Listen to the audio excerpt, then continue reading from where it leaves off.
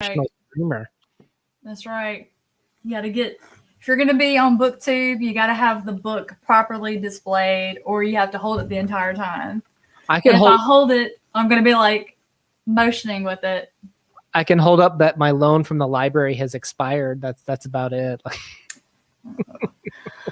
What up, nerds? Welcome to the Nerdy Narrative. Got a live stream going tonight. We're going to be talking about Flannery O'Connor's first novel, Wise Blood. I've got my friends Una and Crypto from the CodeX Cantina, where they take a conversational approach to literary discussion and analysis. What's up, guys? What up, nerds? We read everything from literary fiction to short stories, when every now and then we get into fantasy too. You never know what we're going to get into on our little bag of fun over here. Yes. Hi. I'm so nervous. Which way are you? There you are. Okay, you're down there. Yeah. Oh, Okay. First try. Look at that. Jay, I'll High have five. you know, Low five. I'm drinking Leslie's already water. drunk. Should be good. No, Cheers. that was last night, so thank you. You're So- still drunk from last night? No, that was last night. I was drinking on stream. Oh. All We're right. not good enough to drink with? Do I need to separate you two? I will step up right there in between you two if I need to. Man, I feel Look, like Enoch over it's- here. Look here, Pastor Crypto. You left me like all last week, so I had to drink by myself. I don't even know what to say to that. I was drinking every night this week. You know, I did think about it, but it just wasn't enough time. I was looking through my notes and I got to that section about where I had tabbed the gorilla section, and I thought, So, you know, I'm just going to go with the hair. We'll let it be wild and crazy like the gorilla costume. That's exactly right, Nikki. They need to be in a timeout. So I thought what we could do at the beginning of the stream, in case there are people here that is just looking to find out if this is a novel they want to explore, because for me, this was my very first foray into Flannery O'Connor's writing. And I usually take Una's advice and go with a short story to test them out, test drive. But I jumped in because this one sounded like it was going to be hysterical, and it absolutely delivered for me. I loved it. I love Flannery's writing style. I liked what she did with the story overall, the theming and the characters. It gives you so much to think about and just suppose. But I thought what we could do at the beginning, just give some non-spoilery thoughts and maybe what you would rate it. Like, did you think it was great? Is it something that you want to make sure you read more of her work? What did you guys think about it? And have either of you read any of her stuff previously? We are obviously huge fans of her short stories. And this was actually quite, I think we were nervous for this, because a lot of times authors who have, that you love their short stories, you go into their longer fiction and you're like, I kind of like what they did with the short story a little bit better. Kind of wish we were doing that instead. So we were both very nervous. And this is actually, believe it or not, this is one of Crypto's favorite authors of all time. Really? I'll let him speak for himself, and whether, maybe we could talk a little bit about what's the best place we think to start with Flannery too. Yes. A good part too. But I would say my thoughts on this were I absolutely loved it. It is absolutely not for everyone. There's a fine line, I think, of the person that this would appeal to. I think Flannery O'Connor, you can't have Flannery O'Connor without violence. You can't have Flannery O'Connor without a strange sense of redemption, but it's there. So this is a violent version of A Christmas Carol, and some people will walk away not even realizing that, but it's there. Yeah, and I'm one that I love redemption stories. And this was a funny take. In my opinion, it was a funny take on a redemption story. So let's hear it, Crypto. What'd you think? A 10. I get a 10. I love this book. She nailed it again. I as Una said, I was completely blown away by this book. but I was very nervous going into it. I knew I would love it. I was just worried, would it meet my expectations of the Flannery that I'm used to? I think the lowest I've ever given one of her stories is an 11. Every one of them is just so hard hitting and has so much heart and meaning and soul and depth. And you can just go back to it and keep referring to so many different themes, as we'll get into a little bit here. For this book, I didn't know if she'd be able to encapsulate that long term. Would she be able to keep drawing me further and further and further? Sometimes that's easy to do with a 10-page story, but for my version is 100 some pages, I think, 231 pages. Yeah, that's what mine is. I just kept going and going and going, and you can see my book here that I have all the marks, and I wrote in it and highlighted, and I had different highlighted colors as I was trying to keep up with the depth of everything that was there, and I couldn't. And eventually I just kind of said, you know what, I'm going to go with this surface level stuff here. I'm going to need a second pass through this book, and it's that good anyway. Yep, I agree. Well, I don't know. Go ahead, sorry. I didn't know, was there some other point in time to discuss getting into short stories? Let's do it. No, I I mentioned want like to give your rating and spoiler free stuff. Well, this was my very first time checking her out. If I read anything by her in high school or college, I blocked it out because none of that was reading for enjoyment back then, and I just did what I had to do to pass the class. Yeah. But this book I enjoyed. I read through it way faster than I expected. I was chuckling, and I usually will have one or two little tabs in a book, like a favorite quote or just maybe a scene that I felt just was the heart of the story. But this one, I was laughing and tabbing. I enjoyed every bit of it. I loved everything about it. I did feel one of the characters was maybe a little bit forgotten about. Like, his story wasn't complete, which we can get into that later. But I still enjoyed what I saw of Mr., as my audiobook narrator said, Enoch. I just thought it was hilarious. I loved it. I loved the theme. Well, actually, there were tons of themes that I saw. It felt very Southern to me. So it spoke to my heart. And I'm old enough that the way the characters talk are how I remember the people talking when I was younger. Like my older family members still talk like that. Back home in Mississippi, a lot of people still talk like that and just act this way. So it felt like going back in time, just some good memories from when I was a little girl sitting on my front porch with my grandparents and just our family around us. So I think it just felt like home in a sense. So stuff like that helps me connect to a story, and it enhances my reading enjoyment. So that's completely subjective. That's not anything that someone else might enjoy or experience. But for me, I enjoyed it. I am definitely 100% sold on this woman. I can't wait to get into more of her short stories. So definite success for me. All the stars, all the stars. All the stars. Yes. It's one of those things. I saw, like, what was it? Someone was like talking to her, and they were talking about how Southern her writing is. Like what does she do to capture that? And it's one of those things that she says that it's just in your DNA as a writer to write where you came from. You know, I mean, Joyce, he left Ireland. He still wrote about Dublin and all that and all of his stories. And she's got a quote. I don't have it written down. I know we're going to talk about it tonight, but she's got this quote where she talked about if she were to leave, and because she did go to New York very briefly, but if she were to try to write, I don't know if she's talking about Northerners or Italy. She's talking about not writing Southern lit. She says her characters would just start talking with a hillbilly accent. Like, you can take the wait. Hillbilly? That's what she said. She called herself a hillbilly. You didn't know that. So someone told her that she was, gosh, what was it? Like, she was like a hillbilly writer. I think someone called her that.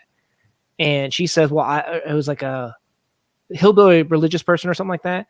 And her response was, no, I'm a hillbilly Thomist instead, or something along those lines. I wish I had written down some of these quotes if I'd known we were going to talk about. I think they called her a zealot, right? You're a hillbilly zealot. I wish I had written it down, but the idea is, she's like, you can't deny your heritage. You can't deny your voice. It is crafted and created. Don't ever try to write something else. You have to write who you are. And that's where the magic of Flannery is. She's like, this is what I saw in the South. This is what I grew up with. You can call it grotesque. I call it life. And that's just what's so beautiful about her prose is, you've said it. I think someone else in the chat mentioned it earlier. I see this. This I can relate to because this is real to me. Yeah, and Nikki, you are correct. Please don't ever try to speak Southern again. Just don't. But her and Zora Neale Hurston, to me, are kind of similar in that the way they write their narratives, how their characters speak, is what I grew up around. I don't have any problems reading how their characters speak at all, because that's normal to me. And so a lot of people have trouble with the dialect, and I just encourage them to try the audiobook, which with this one, I did try the audiobook to do immersion reading, and it was very confusing at first. After I got about 5 chapters in, I was able to do it. But the first little bit, I think I listened to chapter 3 times, and I was so confused. But all right, so if someone were to come up to you and say, where do I start? What would you two recommend? Well, I don't know if we're going to. Yeah. Well, I was going to say, I don't know if we're on the same page, but I think we're both going to say a short story, though. Is that a fair? That's not going out on a limb, right? Do we have to pick which short story? Yes. Pick one. Do we arm wrestle over? How do we decide this? What are your top 2 favorite short stories that you like by her? Probably The River and Good Man's Hard to Find. Oh, yeah. But I would say... See, I agree 1,000%. But if you're going to jump into Flannery, rip the Band-Aid off, A Late Encounter with the Enemy. Right? Just rip the Band-Aid off. Well, if you can't stand that story, then you're not going to enjoy all the rest. If you can start to understand the violence and how authentic her writing is and what the purpose of her writing is with that story, then you're going to love everything else. If you're like, whoa, this is not for me, then you might struggle with some of her other stories. And the other one is Good Country People is hilarious. So that's always, if you can get in through comedy and start seeing the genius behind it, that's a good story too. I would any 4 of them would probably be good. Well, I remember that video y'all did of that one, so that was hilarious. And there is a story of Enoch, or however your person said it, Enoch, and there's a short story of him. Now, we haven't read it yet. But that could be a good maybe starter piece if you were looking to read a short story, see if you were interested in her style and what she's all about, and then jumping into Wise Blood there. But I don't know, wetting your palate on a few of these other short stories is definitely going to, I think, alleviate some of your fears of reading such a prolific author. Well, I feel like she's very authentic. Give me real life. If the event that you're writing about, it's violent, but it's real life, let me have it, because that's just going to lend authenticity to your story and it's going to make sense. And that short story about Enoch, I'm going to have to get my hands on, because he's the one I feel like. What, Una? Enoch. That's what the audiobook narrator says. In all my years in Catholic college, Mass, I never once heard any pastor, priest, father, nun, archdiocese call him Enoch. I sent you that audio and said, this guy says Enoch. And it's funny because the short story is Enoch and the gorilla. And you guys were talking about the gorilla. Yeah, I just feel like his character arc did not get completed in this one at all. Go read the short story. I think you'll feel better. I'm going to have to. All right. Well, if you haven't read Wise Blood, I would definitely suggest probably dipping out, because we're going to go into a little bit about the plot and summary and chat about it, get into the characters, and if we can try to keep it spoiler free, but we're not going to try to keep it spoiler free. It's just impossible to have a really good literary analysis discussion and not abound with spoilers. So if you guys joined us for the non-spoiler stuff, thank you for coming. Go read it. All right. For the plot summary, we have a young man. I believe he is 20 years old. He returns from serving in the military. He goes home. The house is empty, except for one piece of furniture. We never even know what happened to his family. Like, I'm still worried about that. Did they all die? Did they just up and move and not tell their son? Like, how is it he returns from the military, he survived serving, and his family's gone? So I thought, oh, well, this is going to be what the mystery is of this book. Nope. He just leaves a note in the wardrobe. This belongs to, I don't know if he put his name. I think he put his name, not his mama's name. Hops on a train, goes one town over, and he's walking around, and he runs into a blind preacher. And hijinks and hilarity ensue. So it wasn't very long before I realized what was happening here. And I feel that what are you two doing? I got these streaks and it's driving me nuts. I can't get rid of them. Well, if you put your thumb on there, that's where the streaks are coming from.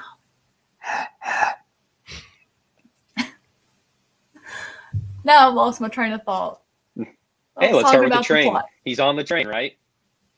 He's on the train to the blind preacher. Which is ironic, right? Him sitting there. I love that. I love that imagery right at the very beginning of the story of he's sitting on the train and he's looking out the window, and you have this like double imagery of him seeing himself and seeing the countryside. He doesn't know where he's going, and the first person that he meets is a blind person. Like, well, you don't get much better writing than that. I'm glad you brought that up, because I think the whole sight and seeing was huge symbolism throughout this entire story, because he sees himself in the train window, and later he had that big reaction to when he's outside the theater and he has the con man that wants to be his follower, and he's wanting to charge people to join the church of no Jesus, the church without Christ. And Hayes is like, "No, man, I'm not. That's not what I'm about." So this guy goes and gets himself another preacher that he dresses up to look just like Hayes. And Hayes is looking at the guy, and he's just dumbfounded. And a lady kind of elbows him, and she's like, "Hey, that guy looks just like you." And he had such an adverse reaction, and I think it's because he finally saw himself as other people did.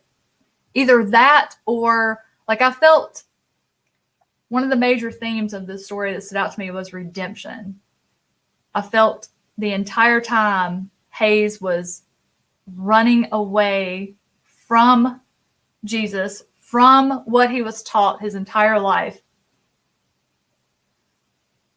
until the end, when he comes face to face with I don't know how to put it in words, but when he ultimately blinded himself, truly blinded himself, he actually saw. It became clear that the very thing he was running from is what he has finally discovered, and he's doing penance. And it's just like, the story was funny. It was a comedy, but it also, in my opinion, had a really good story that was serious behind it.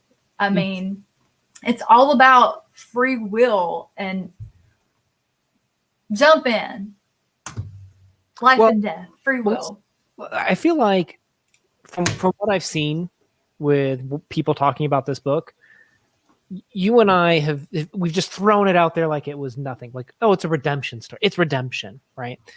But it sounds to me like some people aren't like, well, is it? Like, is it really a redemption story? Let's talk about maybe why, right? Because we start this book out following Hazel around, and he's like, I believe in nothing. And you're like, what? And he's like, I believe in nothing. I am clean, right? Mm-hmm. Because if there is no Jesus, then I'm clean. What do we think he's being redeemed from? And what do we think he means by this, I believe in nothing and I am clean statements? That's one thing I never could decide on. I mean, there's the quote that he's talking and he says he doesn't have to run from anything because he doesn't believe in anything. I don't know if he was feeling pressure because wasn't his grandfather a pastor and everybody thought he was going to grow up to be a pastor as well? With Jesus like a stinger in his brain is what his grandfather was described as. So does it help at all to know that Flannery loved the brothers Karamazov? Oh, Lord. No wonder. And what is Ivan? Yeah. What is Ivan Karamazov? What was his big shtick? What was his argument with Alyosha?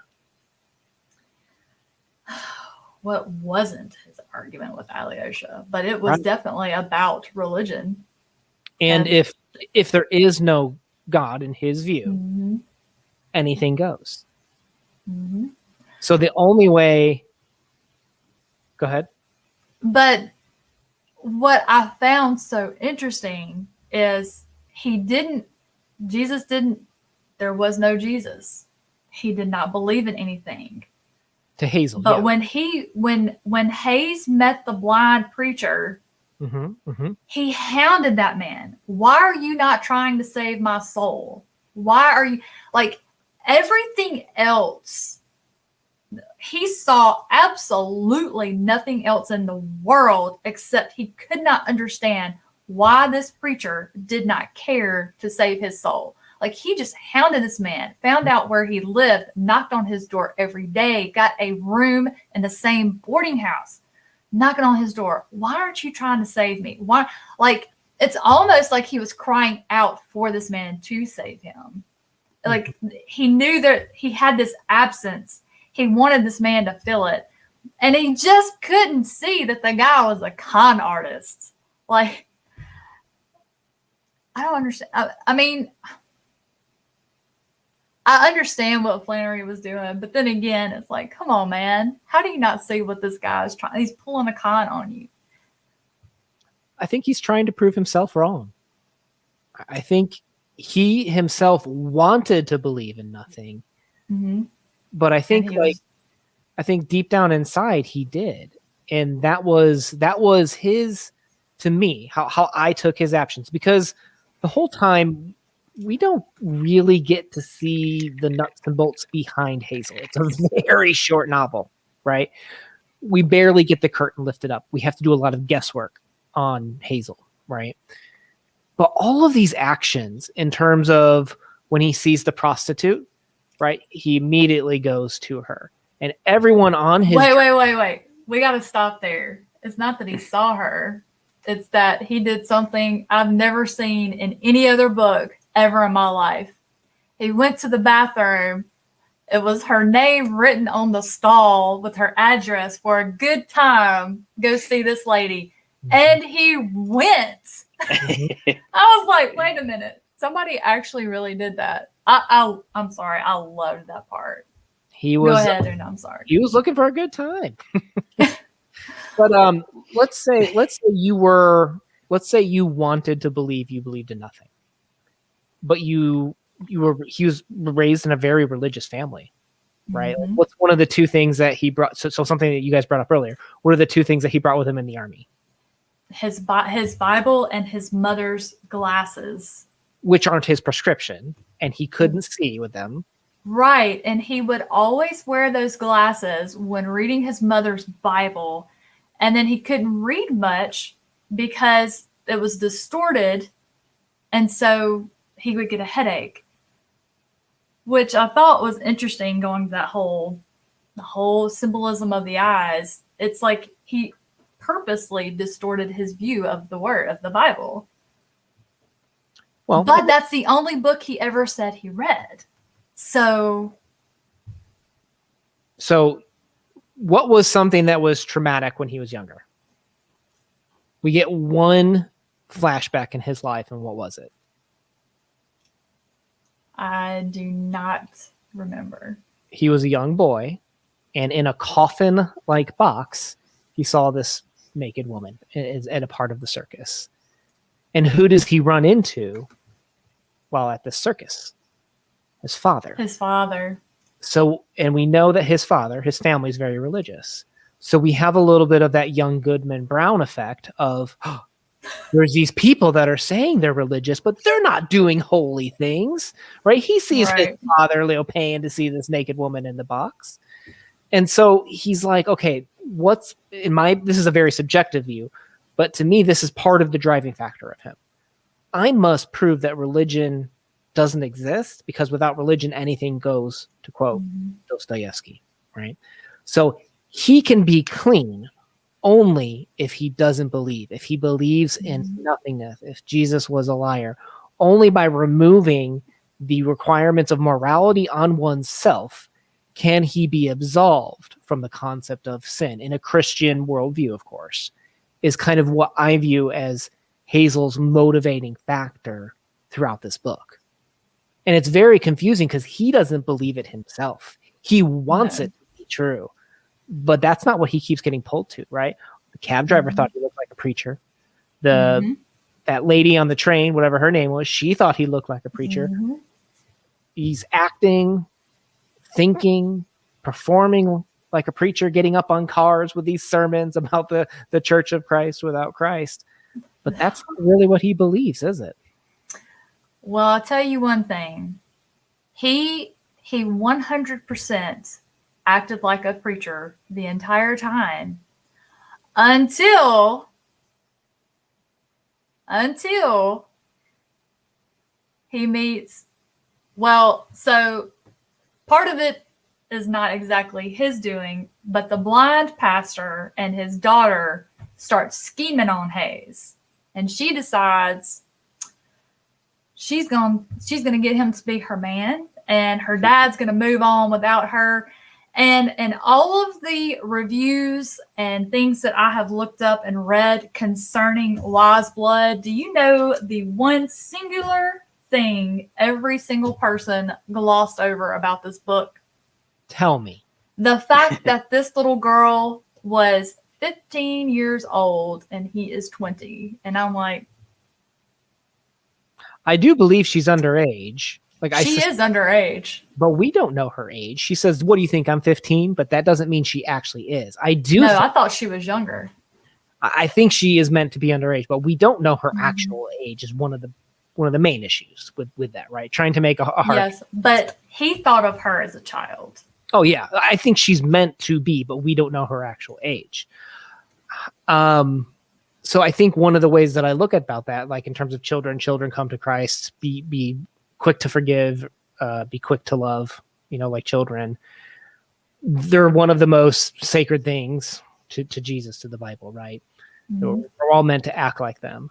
So here he is finally given an opportunity to pervert that, to object to that. And he can't do it. Well, and then he runs over the other false prophets. Well, he sure did that. I also think that it's a chance for him to. I also think it's a chance for him to test his faith with her, and it also could be a time period thing as well. Remember, we've talked about that Flannery is writing what she knows when she knows. 15 and 20. Not that I'm condoning that, but that's very different 70, 80 years ago. When this is written in 1951, 15 and 20 is a whole different statistic than in 2021. Well, what about running over a man? And not only running him over, backing up to make sure. He gets away with it, though, so it's okay. Mhm. No blood, no foul. See what I did there? See what I did there? Pun intended. Oh, But Lord. isn't that ending just what's so strange to a lot of people, right? Like, so to me, okay, the cop was the most interesting part about this ending, but so was running over the priest, right? Like when he The cop was so out of luck. Like, pseudo priest. I kind of saw that one coming. The cop thing, Mm-hmm. I have no idea where that came from. Just like I never understood why Enoch he hated animals. All animals. Wow. No, I don't think he hated all I don't animals. think he hated think animals. No, he wanted to be the superior animal because he felt his own self-conscious. He felt his own inferiority compared to Hazel. And I think that's where Crypto. Hazel is the owl. He can see all. And Enoch is the gorilla, which is portrayed more as, like a dumb beast. Crypto. He walked by their cages in the zoo every day, hurling insults at them. Because he's jealous of them. Because he hated the moose painting. That moose wasn't even alive. Jealousy is not to hate. have an attitude. Jealousy is not hate. Let's ask this. So, what is one of the most common reasons for writers to compare humans to animals? Right? It's because animals are creatures without morality governing their actions. They do not have a moral compass. They are governed by survival as opposed to humans. And that's part of Hazel's main point. And I think that's part of Enoch's jealousy because he had a fox-like face, right? There's all these descriptions of people looking like birds. The three women in the cart in the beginning were said to look like birds and stuff like that. There's literally an animal reference, at least one, in every single chapter. So we're specifically supposed to be asking what makes us, I feel like, different than animals. And are we supposed to feel superior to them? And Enoch is raising some of those questions of, are we better without morality is one of the ways that you could potentially interpret that. Yeah, that would make sense. I felt sorry for him. And I thought the whole deal was like when he took the gorilla suit and was like holding out his hand to shake, like he's like, nobody has ever welcomed me in this town. So sad. And my heart just broke for him in that moment. And he stole the suit. And I knew what was happening when he got into that trailer and stole the suit. I knew what he was going to do. Of course, it did not end like I thought it was going to. I think this is oh, go ahead. No, you go ahead. I think this is really where you get into the depth of the book, right? Of just how impressive such a short novel can be for Flannery. Of you have Enoch who comes to this town, pretends like he's been a lifer here, and no one accepts him, but he's still going to trudge along. And you have Hazel come here, and he's accepted really quick, but he doesn't want to be a part of it. And it's almost like these are the two different, angels. And I really got a vibe a lot of the time that I felt like sometimes Hazel was the positive and whatever you want to, obviously very religious element here. And not say that he's, Jesus himself, but there is a little bit of vibe to that. And then Enoch is, maybe some type of evil, devilish type vibe to him, even though he's not necessarily evil or devil or Lucifer. It definitely felt like there were two halves or yin and yang to one another as you go through the story. And so I didn't really feel sorry for him, but he definitely had this motif that was very opposite of Hazel. Yeah. Well, he was always confusing to me. There would be a scene where I would like get creeped out, like when he would get off work and go hide in the bushes and watch the women at the pool. I'm like, wow, what a creeper. But then you would have that moment where you would I felt sorry for him. He was lonely. And even what was so crazy is Hayes is preaching, trying to get people to join the church with no Christ. Enoch is wanting to follow him. Hayes was ignoring him, not wanting anything to do with him, just like the blind preacher was doing to Hayes. And it's like, guys, if you want to grow your flock, you need to pay attention to the ones that are, flocking to you. And I thought that Enoch was going to be more of a main character than he was, since the book is titled Wise Blood, and Enoch is the one that supposedly has this wise blood, which is described as like an innate knowledge. He doesn't need religion or worldly direction. His blood is what tells him what to do. And it was really funny watching that happen, especially with the new Jesus part, which I love what you just said there about being instinctual about it too, because that was so much of Enoch, is when he was going to peer on those ladies, he's just doing what's pleasurable, right? He's just doing what an animal would do. This is what I want to go do right now. This is enjoyable. And that was so much of Enoch. And I love how, to bring it over to kind of to marry your two ideas here, him being part of the flock, right? He is the sheep that is just acting animalistic. He's got the fox-like face. He's just doing what feels good. And I think Flannery is perhaps warning us, I don't know, this is my interpretation, that just because it feels good doesn't mean that it's right. It doesn't mean that it's good for you. And I think that might be one of the things that she's highlighting, is that there is some intellectual aspect to religion. It's not just a pleasure-driven thing. Christianity isn't just, oh, this is great, we feel good, guys, this is so much fun. There is going to be some suffering, and we're warned about suffering, quote unquote, if you believe in that sort of thing, that the world is going to be suffering. And I think Flannery probably is criticizing a little bit of the pleasure Christians from this point of view too. Do you think that Enoch could have been seen as, and maybe as a religious standpoint, possessed, but nowadays we would probably diagnose him with something? I feel like that because of his erratic behavior and how bizarre he was, I felt like Flannery was writing something that she couldn't exactly put a name on, that he had some type of mental instability. He's just, he's the most unique character to me in the whole story. I feel like certain authors, I would agree with that statement. I didn't see it that way for Flannery, because when she was writing for the school paper, she was a cartoonist.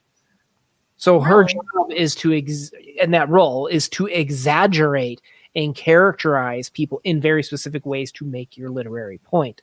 So and he's a caricature. Okay. That's how I take it. I mean, you can take it however you want when you read Flannery. Like, she's such a powerful and truthful writer, but everything is exaggerated to me when I read Flannery. And that's how I interpreted him. I mean, if somebody came up to you and said, hey, I have magic blood, you'd be like, all right, we're going to take you to the blood doctor to appease you. And then we're going to watch Star Wars to prove you don't have midichlorians. And then we're going to take you to see the therapist. No, see, William Faulkner would call Whitfield on him. And then he breaks into your museum and sees the shrunken body and tells you it's new Jesus. Okay, let's call someone. Yeah. In real life, yes. In my world, in a Flannery created constructed world, okay, yeah, I totally agree. But in a Flannery constructed world, like, this is part of her exaggeration of characters to make her points, right? And like, it's so good, like, it's so unique. He was in this town. I feel like the story changed a couple times. Maybe that's my own faulty memory as I get old, but I feel like, how long, and was he truly there for just 2 months? I'm not sure, but he'd been there for a long enough time. We're like, well, yeah, it felt short. Why doesn't anyone want to be his friend? He seems like a likable guy, I guess, in a sense. And I think that's what's so powerful about that gorilla moment, is that's like the first person to reach his hand out to him. And so he wants to take on that facade of, okay, I'm going to put on this gorilla suit. This is part of the comedy of Flannery. Goes to that bench, to that couple, is like, hey guys, like, shake my hand. And they freak out and run away. It's sad, but it's funny too. Oh, it was so sad. And another thing I sort of thought about, something I did at the age of Hayes, he is 20 years old. And while in those times you were considered grown, and And supposedly now it is, but I feel like I wasn't mature until like my mid-30s. But at 20, if you grow up in a religious home, you come out of the womb, you are taught to love Jesus. And you're never really told the why. So when I grew up, I grew up in church, lived right next door to the church, right next door to the pastor. That's just the way it was. But when I got into college and started thinking for myself, I wanted to know why. Why do we believe this way? Is it just because we're told to? Like, I wondered, if I had not been born into a religious family, would I have believed? And so I looked into it, questioned it, read a whole lot about religion, visited with I went to Catholic Church, Methodist Church, Pentecostal Church, Protestant, Lutheran. I visited with so many different friends just to see what was out there. And that's just something I always wondered. But I think maybe Hayes had got to the point where, okay, well, my grandfather was a pastor. Everybody thinks I'm going to be a pastor. But, why? Who is this man? And did he even exist? But what was funny is while he's saying there's no Jesus, no redemption, if you believe it, you're not clean. But yet he's like, we need a new Jesus. I'm like, Hayes. Before the stream, we were kind of talking about this, and I won't read the entirety of the quote, but Flannery herself kind of gives us an answer to this. She says, for the author, Hazel's integrity lies in his not being able to do so. Does one's integrity ever lie in what he is not able to do? I think that usually it does. For free will does not mean one will, but many wills conflicting in one man. Freedom cannot be conceived simply. It is a mystery, and one which a novel, even a comic novel, can only be asked to deepen, which is what she wrote. And that's her talking about this book. And she's trying to answer that mystery that we all ask ourselves. Is this religion for me? And that's what Hayes is doing. Yeah. Well, it's hard too, because as a kid, can you really answer these questions about what religion means to you? I mean, you're not equipped to handle those types of decisions. And you just regurgitate what you hear and what you're taught. Yeah, and I think I told you. Yes, tell about my son. So my son, he goes to preschool, right? And there's no public preschool, so he goes to a Lutheran church for his schooling for the past 2 years, and he just did kindergarten through them as well. So he's been preschool, kindergarten, Lutheran church. So they have chapel, and we're coming back. He had this painting, painted it himself on canvas paper, and it says, "I am God's masterpiece." Okay. So he's coming back, and it's been raining crazy here in Indianapolis past couple of days. And I go, "Okay, hold on to your painting real tight, buddy. You don't want to drop it on the ground." He's like, "Why?" I'm like, "Well, it's wet." He goes, "Why? What does that mean?" I'm like, "Well, if you drop your painting on there, it might smear the paint and it would ruin it." And he goes, "It would?" I go, "Yes. Well, it would alter it." And he goes, "What's alter mean?" And I'm like, "It would change it from the current state that it currently is." Uh-oh, lost someone. And we get in the house, we close the door. Like a lightning bolt, he hits me with this little bit. He says, "Daddy?" Oh, yes. He says, "A master is always proud of his creations. I would never be ashamed, or I'm not ashamed, but I would never ruin my own painting." And I was just like, wow, that's pretty deep to like have made that comment that you're never ashamed of your own creations. And I can't help but wonder that has to come from these discussions about being, a Lutheran church is going to teach him that you're God's creation. So I thought that was for a 5 about to be 6-year-old to say something like that. That's pretty deep, but I still don't trust him to make up his own mind on can he really pick a worldview right now?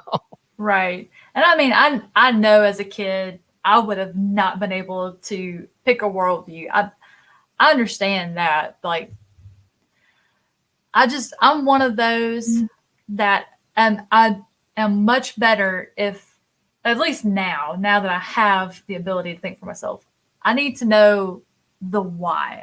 I need to understand more about it than just a blanket statement. Well, you should just do this. Okay. Why? If you tell me the why and I connect with that, I'm on board. But if I don't understand something, then it just doesn't work. It's like I read a short story by Clarice Lispector. I did not understand. Like I got the face value part of it, the theme behind it, the message.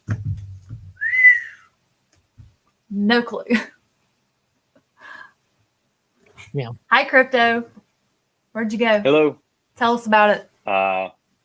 Lovely internet. Thanks, Spectrum.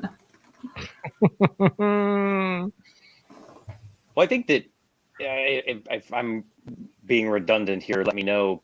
But questioning one's faith is something that takes courage, and that's something that we see a little bit in this story that that Hayes is portraying through a lot. He doesn't realize it, and in the beginning of the story, he's doing it almost out of spite. He's being courageous of questioning his faith, and then he wants to redeem himself or not redeem himself, again, depending on kind of how your interpretation.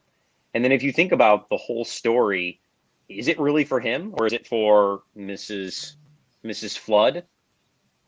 Right? Because she's the one that is ultimately kind of has the only positive outlook here at the end of the story.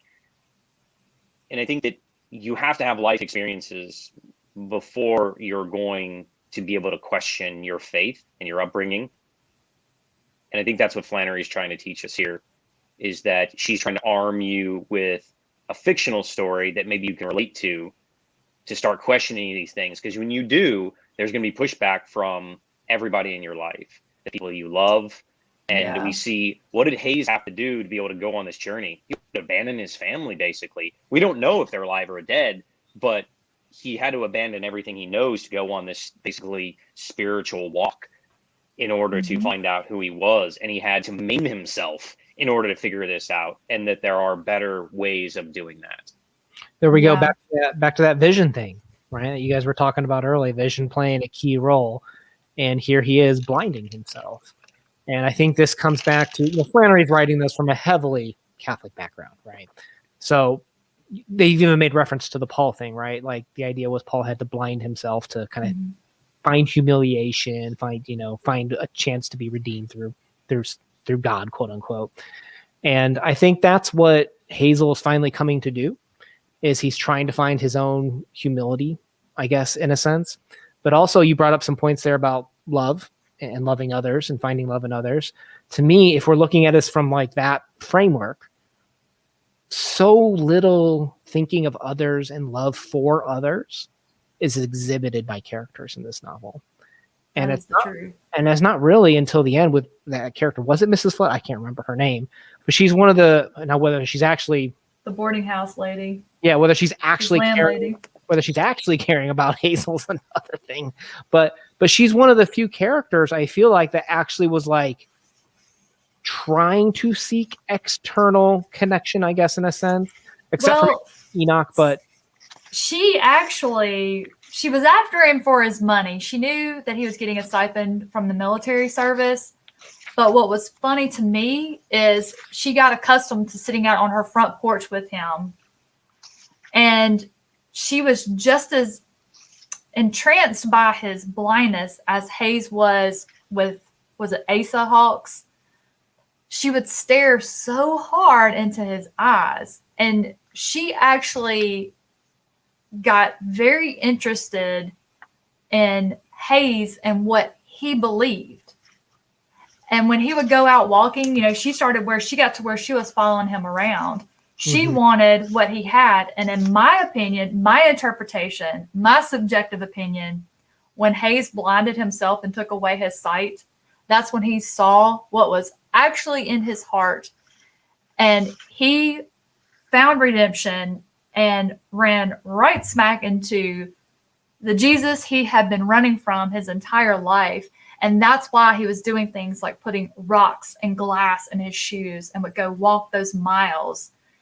I think he was doing what he felt like he needed to do as penance for those months where he just denied Jesus. It was And Mrs. she Flood, wanted that. Mrs. Flood, the landlady. Yeah. That is her name. So But she wanted that rent money too. well, yeah. Well, Double the but rent money. she actually cared for him at that point. She was concerned because she had messed up what she said, and he walked off on her and ended up in a ditch somewhere. You know, just like your parents say. Yeah. And you'll end up in a ditch somewhere. And You're martyrdom. late, Andrew. And martyrdom isn't something that's new to Christianity. I mean, that goes well back into the day. That it's kind of, I don't want to use the word celebrated, but I can't think of what the right word to use was. But I think he may even be, I don't know, do you guys think that he was potentially blurring the lines between pain and martyrdom? Was it really martyrdom, or was he, like many people, confusing pain and martyrdom? I don't think it was martyrdom. I could see that for sure. And that's something, yeah. I think he felt like he deserved punishment for his disbelief for that time period, and for trying, preaching against Jesus and trying to get a new Jesus, an idol. I think he felt incredible, intense sadness for doing that. And I think he was just punishing himself. I don't think he was trying to martyr himself. But that's me. But not to like argue that or whatever. Oh, go ahead. Doesn't matter to himself, because it's what she sees him do, and she views him as a martyr. And that's the ultimate outcome, right? So whether he is martyring himself or not, it's what other people perceive. And that's an argument a lot of times, like, oh, we can't let them, kill themselves because they will become a martyr to the people. And that's what he has become. Whether he meant to or not. And we didn't mention it, but we mentioned how Enoch's in the Bible. Do we remember how Enoch got to heaven in the Bible? He walked with Jesus. Or didn't God come down and get him? He was one of, I think maybe two. I think he was one of two that got ushered directly to heaven. He skipped the whole process of dying and all that such. Well, if you're going to get into the Bible. Oh. And we're going to get into my little theme about the whole eyesight thing. Hazel Motes. If you go to that old King James Version Bible, there is a verse that says, how can you talk about the mote in your brother's eye if you can't see the plank in your own eye? So we got mote, and then haze is what he goes by, and that's what you can't see good because you got a foggy haze in front of you. Yeah. I was channeling my inner Una. I was like, let me find something biblical in here to tie it to. Yay. Extra credit for that one. But Elijah, yes, thank you, Penny. We're kind of getting to the end of our time here, but we haven't talked much about. I feel like we haven't talked much about Asa and Sabbath for as big as a role that they've played. Do we have any commentary about Old Testament and New Testament and the idea of if you're born out of wedlock, you can't reach your way into heaven? And this was before they found Jesus, right? So we're in Old Testament territory. Do we have any commentary or thoughts on that? I thought she was Mary Magdalene, I feel I got those vibes. Okay. The only thing I took away from that was Hazel is intent on wanting to know why her father blinded himself.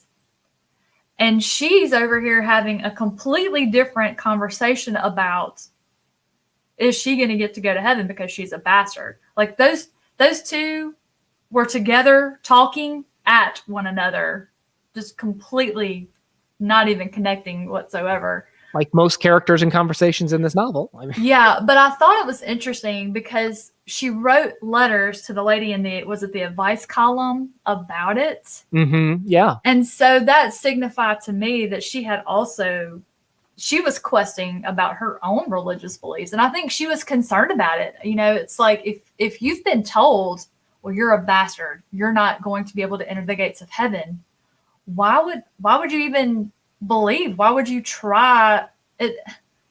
I don't know. I felt sorry for her.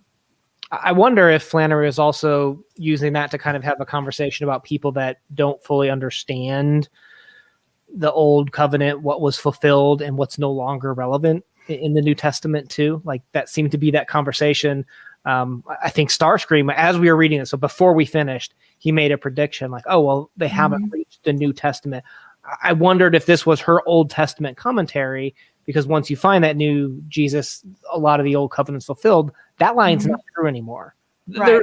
There's if you truly like studied and understood the Bible, which if you're going to be Christian, you ought to, the New Testament would say that part's fulfilled, so you aren't beholden to that anymore. And this is Flannery, I think, kind of making a little mockery of like, well, like I think there's some people that don't truly understand, Old Covenant and New Covenant in a sense too. Maybe I don't either, but that's a whole other debate. Yeah, I'm not here to say I've perfectly mastered anything of that sort, but that's kind of how I took some of that commentary.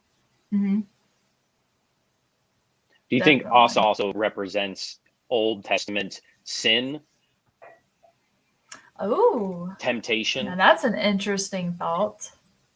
He strikes me so much as like kind of also like the lip service where they talk about how they're going to do these things, but do their actions live up to their words? And we see almost every time Asa's actions never live up to his words. His words are completely a lie and don't align to his actions at all, is what we see through him throughout this whole piece.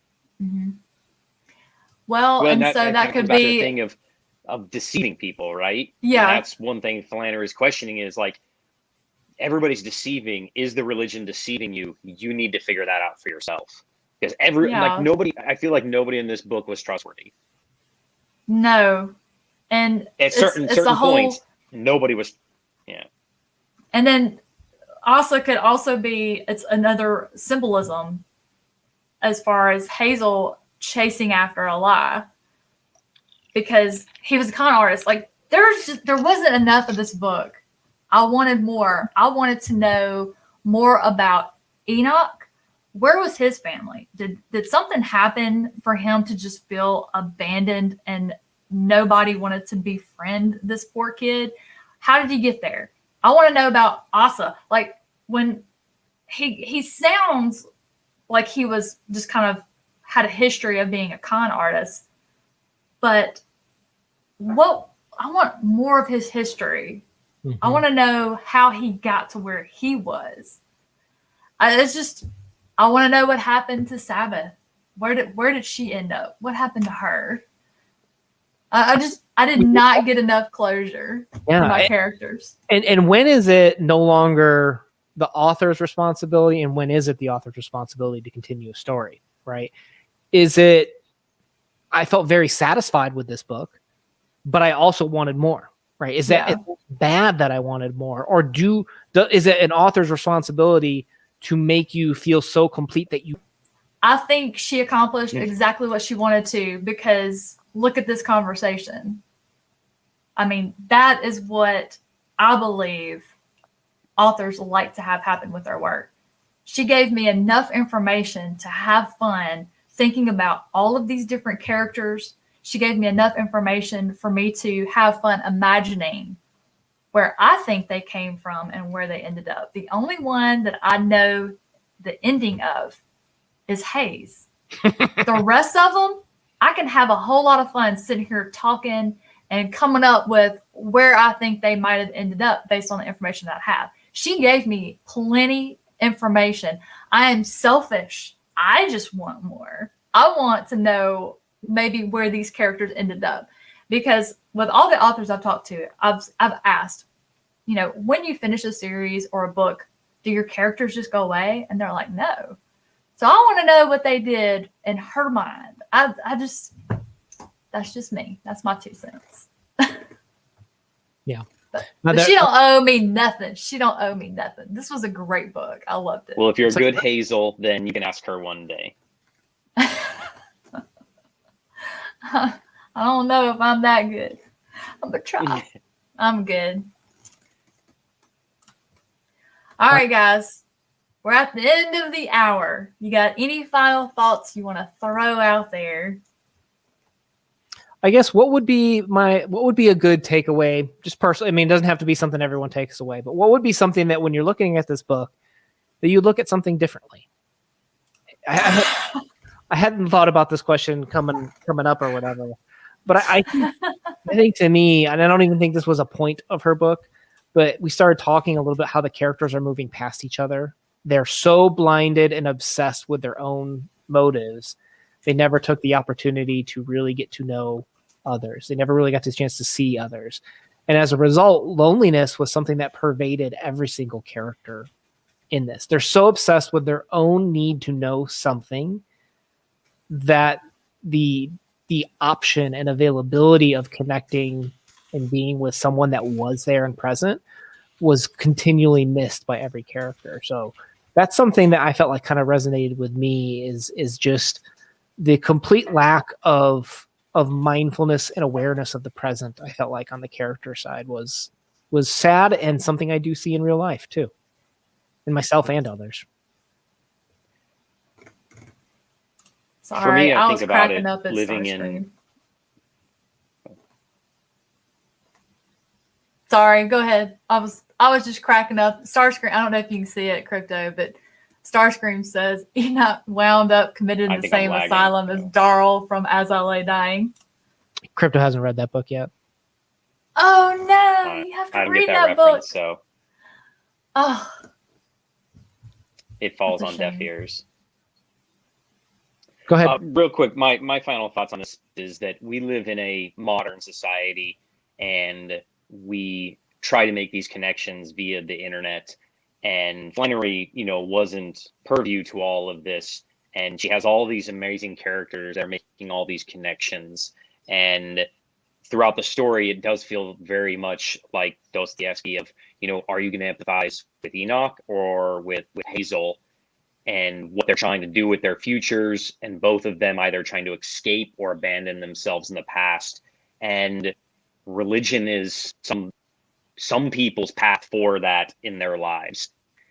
And today, do we do that still, but we use technology instead of religion? That was her avenue to self-discovery 80 years ago. And I don't think we do that anymore. And that's why I think it's still a very relevant piece to read today. I mean, I empathized with both of them. I could see them both where they were and felt empathy and sympathy for both of them. And I've just always been fascinated with any story that is man's search for religion, man trying to find God. For some reason, those stories have just absolutely fascinated me. And this one, while it was definitely a more comedic take on it, it still had a very serious message, in my opinion. And I absolutely thoroughly enjoyed it. I loved Flannery's writing style. I cannot wait to read more from her. But one last question for you two before we dip out tonight. Can we look forward to having an analysis video from you two going up on the Codex Cantina? Might be able to do something like that. Possibly one day. We'll see. You like how we start this book club here? In this video today. with Christy Lewis, and this is like one of her favorite authors, and then she's not unable to make it. I feel bad. So if you guys aren't aware, this is one of Christy's favorite book, and she liked it and would love to have been here, but the scheduling just didn't work out. So she is on vacation. She is partying. That's all right. That's all right. Well, I flew in just for this live stream. All the way to his office. Yeah. I didn't take a train though. Some stranger tell you about yourself. Yeah. Well, that poor lady. Yeah, we didn't even get into that whole scene on the train. Poor Hayes. No, we could talk All for right. another hour. I know this book has so much to talk about. Well, we'll leave it to you guys to cover it in your video coming up soon on the channel. We'll be keeping an eye out for it. Anybody in the chat, I will definitely make sure you are aware if that pops out on their channel anytime soon. If you are not following the Codex Cantina on their YouTube channel, why?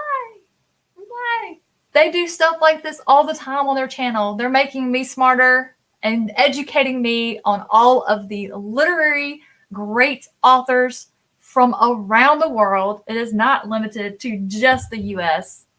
These are the authors who inspire all of our favorite mainstream authors that are out there today, indie authors, self-pub authors. Where do you think they get their inspiration and influence from? People like Flannery O'Connor. Guys, I do thank you so much for joining us tonight. Hope you enjoyed the conversation. Don't forget to hit that like button, subscribe. Yes, thank you. I need that, Crypto. I'm gonna come take it from you. All right, guys, y'all have a great night. We'll catch y'all in the next one. Bye, guys. Peace.